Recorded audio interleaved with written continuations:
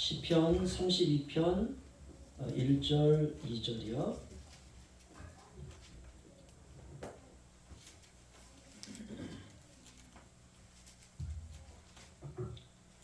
짧기 때문에 우리 한 목소리와 함께 읽도록 하겠습니다. 시작. 허물의 사함을 받고 자신의 죄가 가려진 자는 복이 있도다. 마음에 간사함이 없고 여호와께 정죄를 당하지 아니하는 자는 복이 있도다. 아멘. 우리가 주일 오전은 이제 복에 관한 시리즈 설교를 하고 있습니다. 오늘 11번째인데요. 지금 한 20번 정도 예상을 하고 준비를 하고 있습니다. 오늘은 허물과 죄 사함을 받은 자의 복이라는 제목으로 함께 은혜를 나누실 때 말씀을 다 이해할 필요도 없습니다. 들으시다가 이 말씀이 내 마음에 참 와닿는다. 그 말 한 말씀 붙드시고 한 주간 살아가신다면 정말 저도 그렇고 또 우리 모든 예배 참석하신 분들도 그렇고 하나님께서 놀라운 은혜와 새로움으로 인도해 주시리라 믿습니다. 우리가 신자라면은요, 기준을 낮추지 마세요. 우리가 구원받기 이전에는 땅의 인간입니다. 그냥 땅만 바라보고 살아가요. 돈 버는 거, 외모, 어떻게 하면 예뻐질 수 있나, 어떻게 하면 행복해질 수 있나, 어떻게 하면 성공할 수 있나. 그래서 땅에 살아가는 사람들은 죽은 다음에 지옥 천국이 어디 있습니까? 죽으면 끝입니까? 그러니까 사기도 치고 살인도 하고 나쁜 짓도 하고 도둑질도 하고 자기 마음대로 살아갑니다. 어차피 살다가 한번 살다가 죽은 거 죽음 위에 뭐가 있든지 말든지. 그래서 땅의 인간이기 때문에 수준이 땅이에요. 그냥 땅입니다. 거기서 조금 고상해지면 이제 도덕적인 인간이 되는 거예요. 칸트가 말한 것처럼, 철학자 칸트가 말한 것처럼 도덕적인 수준의 인간, 이게 세상에서 말하는 가장 최고의 수준입니다. 그런데 우리가 예수를 믿으면 도덕은 그저 발밑에 있는 수준이에요. 저와 여러분의 수준이 하늘의 수준으로 높아진 줄로 믿습니다. 그래서 구원받은 이후에는 기준이 하늘이에요. 하늘. 절대로 내려가면 안 돼요. 하나님께서 높여주신 수준을 내가 왜 스스로 그냥 커밍아웃 해가지고 하늘에서 커밍아웃 해보니 땅으로 떨어지는 겁니다. 거기로 내려가서 왜 그렇게 살아갑니까? 그렇죠? 굶어 죽어도, 가난해도, 병들어 죽어도 신자는 이런 프라이드가 있어야 돼요. 나는 죽으면 영원한 나라로 간다. 하나님이 이 땅을 살면서 나에게 가난을 주시고 가난을 해결하지 않으셨어요. 그래서 내가 인생이 가난하게 살다가 죽음이 내 앞에 왔어요. 그 가난이 저와 여러분에게는 축복인 줄로 믿습니다. 하나님이 주신 건 다 복이에요. 다. 하나님이 병을 주시면 병도 복이고, 하나님이 가난을 주시면 가난도 복이고, 하나님이 자녀를 주시면 자녀도 복입니다. 그래서 가난을 통해서 거룩해지고, 자녀를 통해서 거룩해지고, 병을 통해서 거룩해지고, 할렐루야. 이게 수준이 있는 인생이에요. 이게. 왜냐? 나보다 나를 더 잘 알고 계신 하나님이시기 때문에 최고의 환경을 저와 여러분에게 주시는 것입니다. 안 주시면 하나님의 뜻이 있다 생각하고 그냥 살면 되는 것입니다. 세상 사람들은 현재 자신의 육체를 가지고 모든 기준을 삼지 않습니까? 그러나 신자는 모든 삶의 시작이 믿음과 하나님의 은혜입니다. 시작이 그렇습니다. 그러면 삶은 무엇인가? 삶도 똑같아요. 삶도 믿음으로, 하나님의 은혜로, 이거를 sanctification, 성화라 이렇게 말합니다. 저와 여러분은 확실한 영생이라고 하는 선물을 가지고 천국행 열차를 타서, 구원 열차를 타서 마지막 종착역은 천국인 줄로 믿습니다. 이런 하늘의 프라이드, 자존심을 가지고 이 세상을 살아가는 것입니다. 우리는 신분과 존재와 영원이 결정된 사람들입니다. 이것을 믿지 못하는 이런 세상에서 만약 세상 사람들처럼 우리가 살아간다면 그냥 그저 그렇게 빌빌거리며 살다가 허무하게 죽게 되는 것입니다. 오직 믿음, 오직 하나님, 오직 예수, 이 믿음으로 저도 그렇고 여러분도 그렇고 한 주간 살아내기를 바랍니다. 요즘 모든 것에서 무감각한 시대입니다. 그런데 특별히 오늘날 시대를 제가 말한다면 포스트 모더니즘의 시대 아닙니까? 현대 근세 이후의 시대, 이게 포스트 모던이거든요. 포스트 모던 시대는 이 죄에 대해서 무감각한 시대입니다. 죄가 뭔지 모를 수도 있어요. 나는 죄라고 생각했는데 TV에서 나오는 걸 보니까 다 죄를 저지르고 있는데 이게 내성이 생기니까 죄가 죄로 여겨지지 않는 것이에요. 어느 중학생이 있습니다. 죄를 지은 것 같아요. 그래서 상담자와 상담을 한 내용이 국민일보에 실렸습니다. 짧은 내용인데 그 여중생이 이렇게 고백을 합니다. 저는 모태신앙이고요. 기독교 대안학교에 재학 중인 여고생입니다. 궁금한 것은 반복적으로 짓는 죄와 죄책감으로 늘 자유롭지 못하고 자기 비하와 혐오감으로 괴롭습니다. 저 자신이 가증스럽고 언젠가는 하나님이 저를 포기하실 것 같은 두려움도 있습니다. 어떻게 하면 되겠습니까? 이게 국민일보에 실렸어요. 그 제가 이 기사를 읽고 이런 생각을 했습니다. 중학생인데 이런 표현이 가능합니까? 너무나 정확하게 자신의 죄에 대한 성찰을 하고 있는 거예요. 여중생이. 여러분 죄를 지으면 죄책감이 몰려옵니다. 그러면 후회가 오고 마음이 아픈 이 증상이 생겨요. 여러분 죄를 지을 때는요. 달콤하기 때문에 그런 증상이 없습니다. 이게 너무 달콤하기 때문에. 근데 죄를 짓고 난 후가 문제예요. 그럼 왜 죄를 지을 때는 내 안에 달콤함, 그냥 이렇게 모든 것들이 그냥 다 좋아 보이는가? 이유는 죄는요, 우리 안에 들어와서 우리가 이걸 받아들이게 되면 먼저는 쾌락에 대한 기대가 생기고 두 번째는 이성을 마비시켜요. 이성을. 순간 모든 기능이 다 정지됩니다. 그렇다면 죄를 짓기 전 인간이 느끼는 감정이 무엇일까? 그게 창세기에 잘 나타나고 있습니다. 창세기 3장 6절로 한번 가보시죠. 창세기 3장 6절.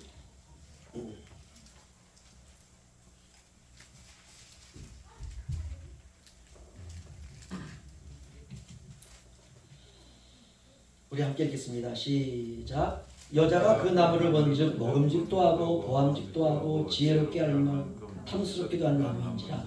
여자가 그 열매를 따먹고 자기와 함께 있는 남편에게도 주매 그도 먹은지라. 아멘. 따라서 해보시죠. 죄는 물든다. 하나님의 명령을 직접 들은 건 아담입니다. 하나님이 아담을 딱 불러놓고 말씀하셨어요. 동산의 모든 나무는 네가 임의로 먹되. 임의라는 건 마음대로 먹으라는 거야. 먹되. 동산 중앙에 있는 선악을 알게 하는 나무와 생명나무가 있는데 선악을 알게 하는 나무의 열매는 절대로 먹지 말라.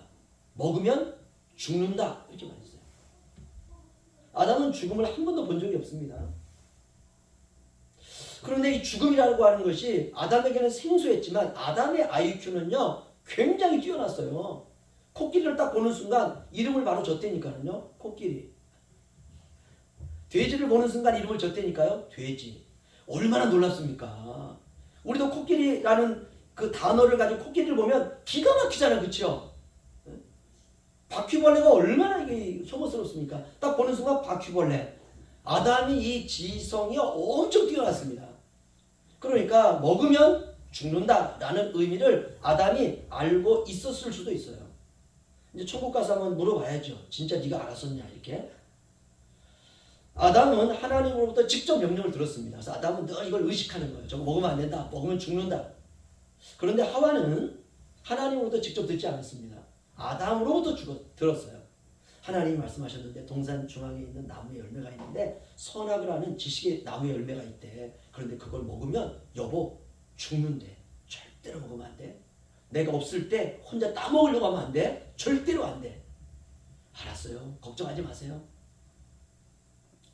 그러던 어느 날 사탄이 와서 야 죽기는 뭘 죽냐. 먹으면 네가 하나님처럼 되는 거야. 야 이 달콤한 말. 하와가 보니까 사탄의 이야기를 딱 듣고 보니까 죄를 뒤집어 쓰고 보니까 먹음직도 하고 보암직도 하고 지혜롭게 할 만큼 탐스럽기도 하고 여기에 모든 게 다 농축되어 있지 않습니까? 그렇죠? 여러분 죄를 지을 때 느끼는 게 바로 이거예요. 와 맛있다. 와 예쁘다. 와 탐스럽다. 와, 황홀하다 이거 아닙니까? 그렇죠? 그리고 여자가 그 열매를 탁 들고 따먹었습니다. 그냥 한국 팍 깨무는 순간 제가 상상해봤어요. 그냥 그 즙이 그냥 여기에 쫙 흘러내렸지 않겠어요? 그렇죠? 옷도 안 입었으니까 몸에 막 흘러내렸지 않겠습니까?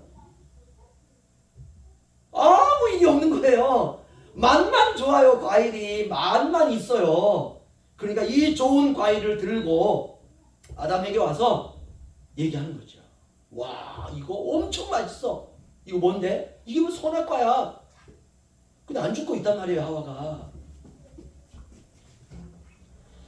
여자가 그 열매를 따먹고 자기와 함께 있는 남편에게도 주매 그도 먹은지라. 이 사이에 아담의 고민이 없습니다. 그쵸?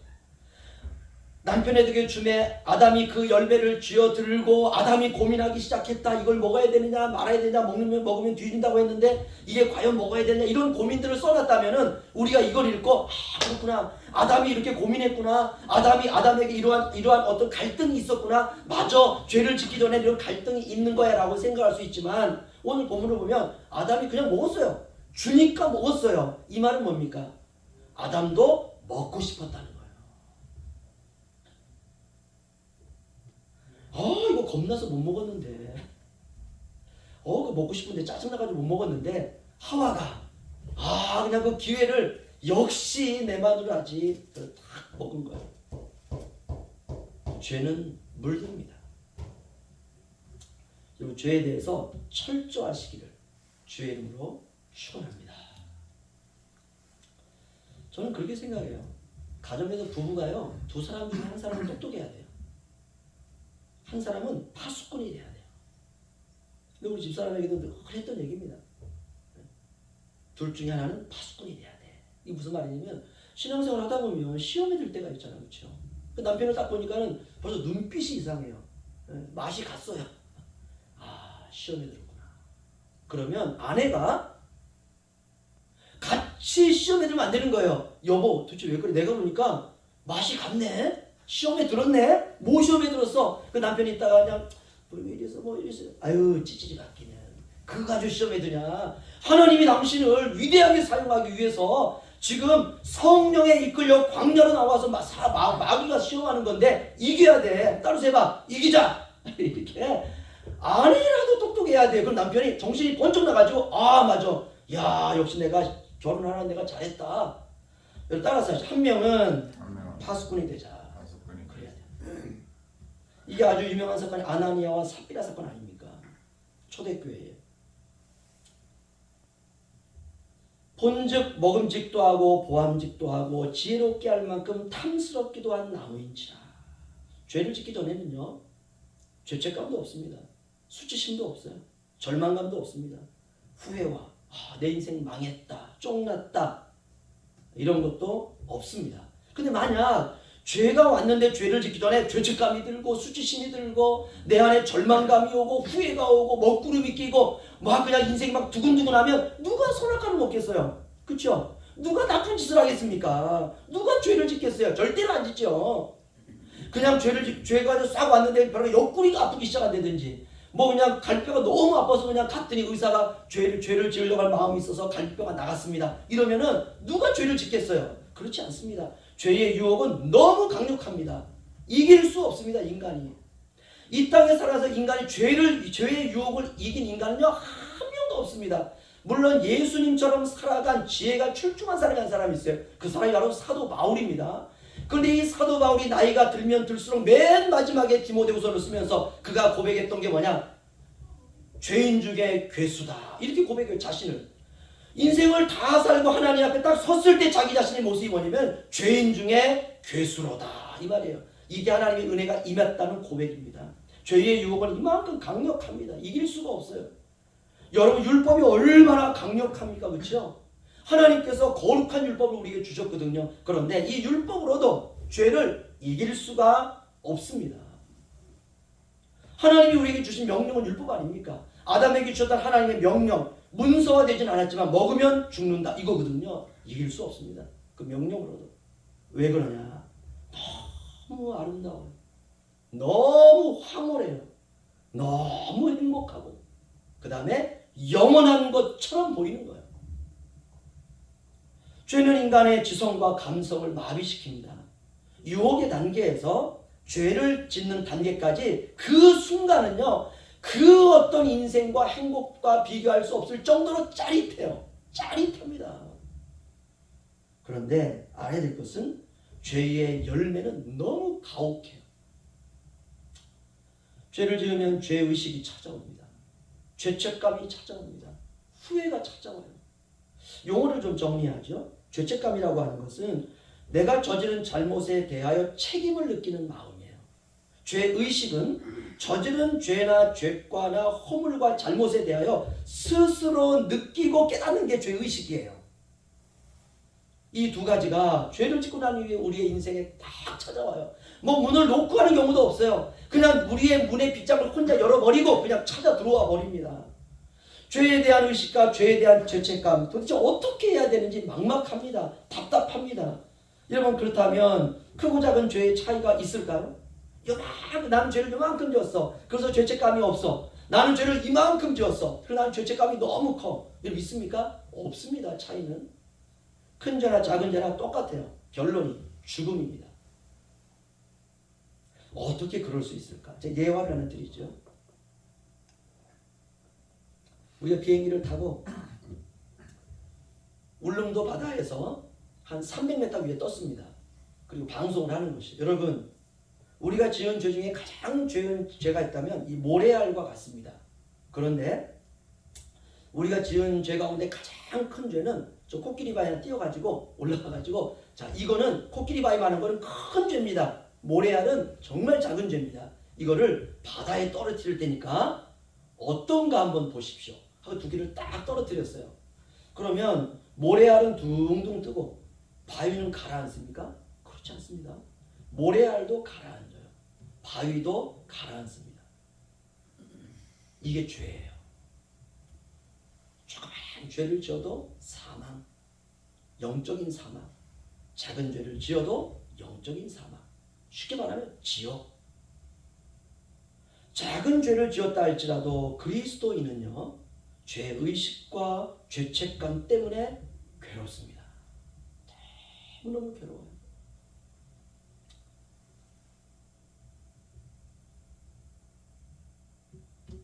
제가 현포양문교회 와가지고 새벽기도를 딱 한 번 못 나왔어요.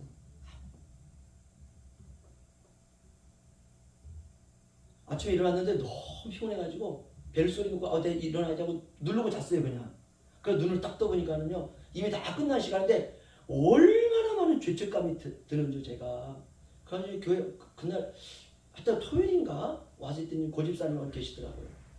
너무 미안해가지고 제가요, 교회 온 지 얼마도 안 됐는데, 그래서 죄송합니다. 그랬더니 고집사님, 목사님 괜찮아요. 그래서 내가 괜찮은 거구나. 저를 위로해 주시더라고요. 죄책감이죠. 목사인 제가. 사실 여러분이 볼 때는 그게 목사님 죄일 필요성은 없는데요. 그냥 피곤해가지고 그럴 수 있어. 우리가 다 이해합니다 하겠지만 제 입장에서는 너무 큰 죄책감을 느끼는 거예요. 죄의식을 느끼는 거예요. 오늘 시편 32편 다시 한번 돌아가시죠. 시편 32편. 오늘 우리가 받을 은혜의 말씀입니다. 시편 32편. 다윗이 쓴 시거든요. 다윗이 왜 이런 시를 썼을까? 기도지요. 1절 다 함께 읽겠습니다. 시작. 허물의 사함을 받고 자신의 죄가 가려진 자는 복이 있도다. 아멘. 허물의 사함을 받고 자신의 죄가 가려진, 이 허물과 죄는 똑같은 말입니다. 죄는 본질적인 것이고 허물은 본질적인 게 나타난 현상이에요. 허물의 사함을 받고 죄가 가려진 자. 죄는 가려지는 겁니다. 죄는 그대로 있어요. 예수의 피로 딱 가려진 것이에요. 그래서 하나님 우리를 볼 때 예수의 공로만 보는 것입니다. 이게 무슨 말이죠? 한마디로 말하면 죄사함의 은혜를 받은 사람은 복이 있다, 이 말입니다. 여러분, 양심의 가책이라고 하는 게 있습니다. 양심의 가책. 내가 잘못했다. 양심이 이제 콕콕 찌르는 거예요. 인간이 죄인인데 그 죄인이 죄 자체거든요. 죄를 어떻게 인식하겠습니까? 그렇죠? 우리가 죄를 인식하는 것은 뭐 내 도둑질하고 이 정도지, 하나님이 우리가 말씀하는 죄는 근본적인 죄거든요. 근본적인 죄. 우리는 때때로 살면서 도덕적인 뭐 그런 양심이죠. 양심의 가책을 깁니다. 가책. 여러분, 양심의 가책은 회개가 아닙니다. 양심의 가책이 너무 처절하고 힘들기 때문에 양심의 가책을 덜어내기 위해서 회개하는 건 역시 회개가 아니에요. 회개라고 하는 것은 하나님의 은혜에서 벗어나는 것으로부터 돌이킴이 회개예요. 그러니까 돌이키는 내 삶의 방향이 있어야 돼. 이게 회개예요. 근데 내가 죄로 막 달려가고 있어요. 근데 달려가고 있는 내 자신을 보니까 내가 너무 그냥 가증스러운 거예요.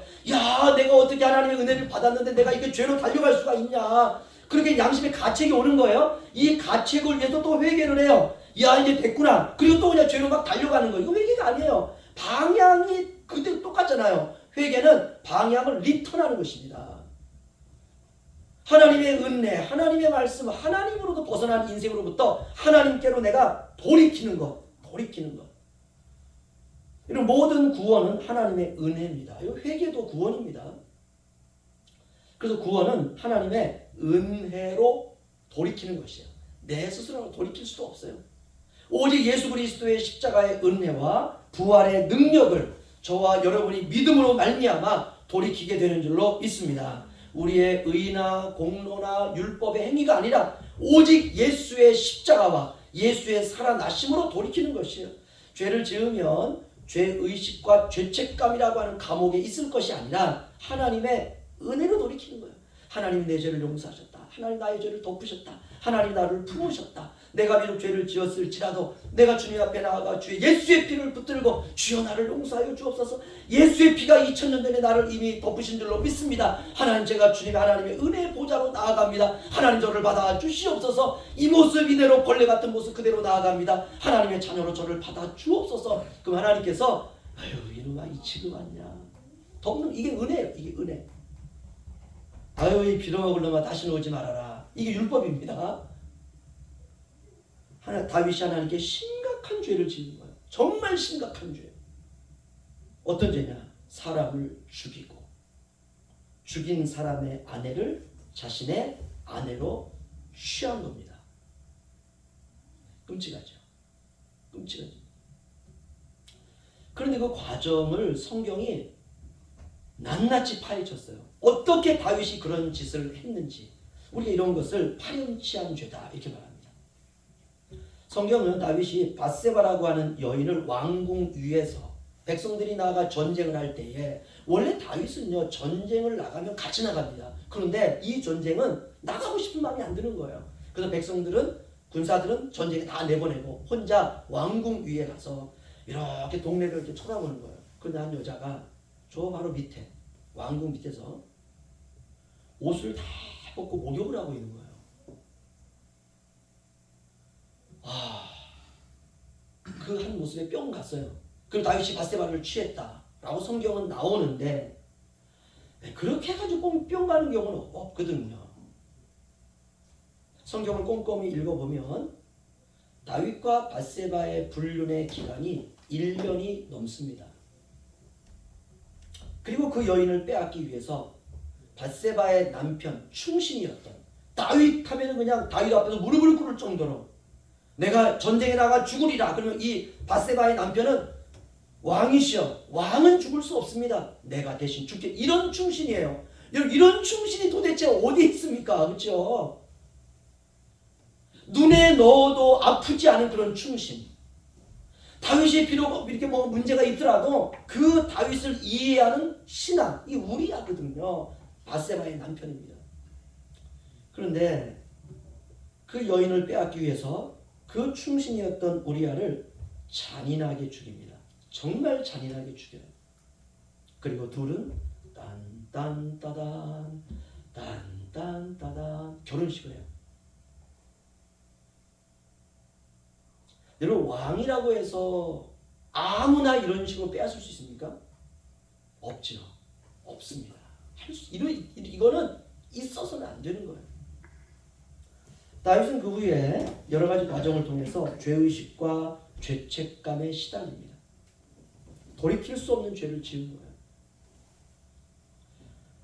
내 생애에 이런 일이 일어날 수 있을까? 그 지경까지 왔습니다. 훗날 다윗은 시편을 통해서 침상에서 자기가 눈물을 흘렸는데 침상을 눈물로 적셨다 그랬어요. 어느 정도 흘려야 침상에다 이렇게 그냥 축축 해가지고 옆에 그냥 쭉 짜면 그냥 물이가 쭉 나올 정도가 됩니까? 이만큼 다윗의 고통은 심했다는 거예요. 이 죄책감, 죄의식 돌이킬 수 없는 거예요. 내가 시간을 돌이킬 수만 있다면 그때 내가 왕궁 위에서 내가 그렇게 거닐던 내 자신이나 내 뛰어내려 죽어버렸을 거 이런 마음도 들었을 수 있습니다. 이렇게 다윗이 너무 고통스러운 거예요. 나의 인생을 어떻게 누가 회복시켜 줄 수 있을까? 이런 다윗이 하나님 앞에 드디어 엎드립니다. 철저하게 회개를 해요. 그리고 밧세바와의 사이에서 불륜으로 인해서 나타난 그 첫 번째 아이가 죽습니다. 이런 하나님의 심판을 다 경험해요. 몸으로. 여러분 죄에 대한 대가는 몸뚱이로 경험하는 겁니다. 몸뚱이로.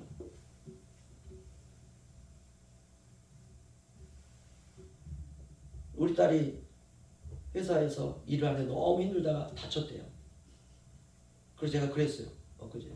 지은 죄가 있나 돌아보라. 너무 가혹한 아빠죠. 그렇죠? 그래서 제가 아빠는 그렇게 생각해. 내가 평상시 살아다가 내가 조금 다쳤으면은 내가 지은 죄가 있나? 나를 돌아보고 하나님 제가 지은 죄가 있다면 이 땅을 살면서 제 육체로 그 죄에 대한 심판을 받게 하시니 감사합니다. 하나님이 내게 주신 가시입니다. 다시는 이런 잘못 범하지 않도록 저를 도와주옵소서. 아빠는 그렇게 생각을 해. 그 내가 딸이지만 내가 너한테 얘기하는 거예요.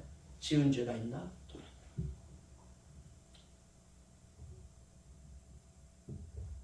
다윗이 하나님 앞에 지은 죄에 대한 양심의 가책과 죄책감 때문에 하나님께 엎드리고 눈물 흘리고 그렇게 수많은 아픔 가운데 다윗이 드디어 하나님께 고백한 게 시편 32편 1절입니다. 우리 다 함께 다시 한번 읽겠습니다. 시작. 허물의 사함을 받고 자신의 죄가 가려진 자는 복이 있도다. 아멘. 우리는 어떻습니까? 우리도 똑같습니다. 이 다윗의 구절을 바울이 그대로 가지고 와요. 그리고 이렇게 말합니다. 그는 허물과 죄로 죽었던 너희를 살리셨도다. 할렐루야. 허물과 죄를 그대로 가지고 와서 바로 예수 그리스도를 믿는 에베소 교회 너희들도 하나님께서 허물과 죄로 죽었었는데 너희를 주님께서 살리셨도다. 이 큰 하나님의 사랑으로 인하여서 우리가 예수 그리스도 안에서 저와 여러분이 구원함을 받은 것입니다. 그래서 바울은 이렇게 말합니다. 에베소서에 너희는 그 은혜로 인하여 믿음으로 말미암아 구원을 받았으니 이것은 너희에게서 난 것이 아니요 하나님의 선물이라. 할렐루야. 따라서 하시죠. 은혜도 선물이다. 구원도 선물이다. 내가 아니고 하나님이시라는 것입니다. 그분의 힘과 능력과 은혜로 사는 것입니다. 남은 생애를. 여러분 이 세상에서 가장 큰 기쁨과 복은요 구원의 은혜입니다. 절대 잊지 마세요. 나머지는요 그 은혜에 감사하는 삶이에요. 하나님 나를 구원해 주시고 하나님 나에게 은혜를 주셔서 이렇게 물질을 주신 거 감사합니다. 이건요 다 보너스예요. 보너스. 나머지는 하나님께 감사하는 것입니다. 이렇게 월급을 주셔서 감사합니다. 건강을 주셔서 감사합니다. 육체로 나아갈 수 있는 기회를 주셔서 감사합니다. 할렐루야. 나갈 때 기분이 짜릿하더라고요. 근데 저는 제 자신에게 말합니다. 유목사 너는 자주 나가면 안 돼. 와이프는 좀 보내도 너는 나가면 안 돼. 그래서 제가 제 발을 이렇게 자꾸 묶고 있어요. 왜냐? 이곳에 은혜가 있기 때문에. 우리가 하나님의 은혜에 감사하여서 우리가 삶을 살면서 죄를 이기는 게 우리의 삶에서는요 몸부림치는 겁니다. 몸부림. 이게 이길 수가 없잖아요. 몸부림을 치는 거예요. 이걸 우리가 성화다 이렇게 말합니다. 여러분 그 몸부림이 주님과는 그날까지 평생 사라지지 마시기를 주의 이름으로 축원합니다. 저와 여러분의 허물과 죄가 이제 사함받고 가리워졌습니다. 항상 기억하고 찬양하고 감사하며 살아가야 될 것입니다. 두 번째는 32편 2절 말씀 우리 함께 읽겠습니다. 시작. 마음에 간사함이었고 여호와께 정죄를 당하지 아니하는 자는 복이 있도다. 아멘. 다윗이 그런 엄청난 죄를 짓고 나서도 하나님 앞에 돌이켜 용서를 구하고 회개를 통하여 마음을 깨끗함과 죄 용서함을 받은 것입니다. 그리고 나서 그가 고백한 것 마음에 간사함이 없고 여호와께 정죄를 당하지 않는 자는 복이 있도다. 아멘. 이 말씀을 통해서 우리가 알 수 있는 것은 뭐냐면 따라서 하죠. 죄는 하나님께만 짓는 것이다. 우리가 사람에게도 죄를 짓죠. 그러나 죄는 근본적으로 하나님께 짓는 것입니다. 이게 해결돼야 사람에게 잘못했습니다. 이게 되는 거예요. 다윗이 이런 엄청난 죄를 짓고 난 이후에도 그가 하나님께 회개하고 마음이 회복되는 것이에요. 비로소 다윗은 죄의식과 죄책감의 감옥에서 벗어나게 되었습니다. 여러분, 죄를 지으면 죄의 감옥에 갇힙니다. 들킬까봐, 남들에게 알려질까봐 두렵고 두근두근하고 불안하고 근심과 염려와 걱정 가운데요 피가 말라 죽어요. 살인죄를 지은 사람이 도망을 다니다가 경찰의 수색이 막 조여오니까 그가 느끼고 자수하는 일들이 있습니다. 그때 기자가 묻습니다. 당신의 마음이 지금 어떻습니까? 그럴 때 그가 이렇게 말합니다. 제가 지옥 가운데 살았는데 제가 이제 드디어 잡혀서 드디어 내가 죄인이다 라고 이게 이렇게 밝혀지니까 제가 이제는 잠을 잘 수 있을 것 같아요. 죄책감 뒤에는 내가 이 정도의 인간밖에 되지 않는다는 자기 혐오와 자기를 미워하는 마음이 지배하게 됩니다. 마치 지워지지 않는 까만 잉크가 하얀 옷에 묻었는데 빨아도 지워지지 않는 것이에요. 여러분, 그러면 어떻습니까? 우리는 그 옷을 버립니다. 내 눈, 나의 말, 나의 행동, 나의 감정, 나의 마음이 죄를 짓고 난 이후에 죄책감으로 막 파고들어요. 내 눈이 선하지 않습니다. 눈에서 눈물이 나요. 내 말이요, 보통 내가 자유스러울 때와 좀 달라요. 그냥 그 안에 어두움이 임해요. 이것이 지나치게 되면, 죄책감과 죄의식이 지나치게 되면 자기 자신에게 파괴적인 행동을 하게 됩니다. 극단적인 생각을 하게 돼요. 여러분, 요즘 국가의 공금을 횡령한 사실이 드러나는 그런 정치인들이 많습니다. 여러분, 저사라는 정치인들도 얼마나 많습니까? 왜 그렇습니까? 죄책감이 파고드는 거예요. 해결할 수가 없는 거예요. 그럼 어떻게 해야 되느냐? 오늘 마지막으로 정리를 하겠습니다. 하나님께 가지고 가면 됩니다. 있는 모습 그대로 아버지께 가지고 가서 아버지께 아뢰는 거예요. 정말 리얼하게 아뢰는 것이에요. 용서해달라고. 말씀을 붙들고 회개하고 마음의 모든 더러운 것들을 다 토해내는 거예요. 전부. 우리가 어떤 음식을 먹고 체해가지고 정말 이제 막 장염이 걸리면 어떻습니까? 저는 몇 번 걸렸었는데요. 진짜 맨 마지막에 똥물까지 토해내요. 맨 마지막은. 그리고 나서 힘이 쭉 빠지지만 됐다. 그게 옵니다. 모든 걸 다 토해내야 돼. 정말. 어거스틴은 그런 말까지 하잖아요. 부모님의 뱃속에서 내가 엄마를 힘들게 했던 그 고통까지 어거스틴이 회개하거든요. 아니, 어렸을 때 엄마 뱃속에 있었던 걸 어떻게 기억합니까? 근데 어거스틴이 그걸 기억을 해요. 그리고 엄마를 고통스럽게 했던 자신의 죄를 회개하는 것이. 그리고 어거스틴이 새로워집니다. 이렇게 우리가 하나님 앞에 회개하면 하나님께서 그분의 은혜로우신 보혈로 우리를 깨끗하게 안과 겉을 씻어 주시는 줄로 믿습니다. 무엇보다도 하나님을 속이려 해서는 안 돼요. 있는 모습 그대로 솔직하게 아버지께 가지고 나아가서 아버지께 드리는 것입니다. 이것을 다윗은 마음에 간사가 없다 이렇게 말했어요. 그러면 죄를 용서하시는 하나님을 만나게 됩니다. 우리가 예수 그리스도를 붙들고 기도하면 하나님께서 그 믿음을 보시고 용서하십니다. 마음에 간사가 없고 여호와께 정죄를 당하지 않는 자는 복이 있도다. 여러분, 이 사실 하나만으로 우리는 평생을 감사하며 살 수 있습니다. 성경이 이렇게 은혜를 계속 강조하고 있습니다. 반복적으로. 성경 창세기부터 마지막까지는 전부 은혜에 대한 이야기입니다. 은혜 반복하는 이유가 뭐냐? 우리가 죄를 계속 반복적으로 짓고 있기 때문에 그렇습니다.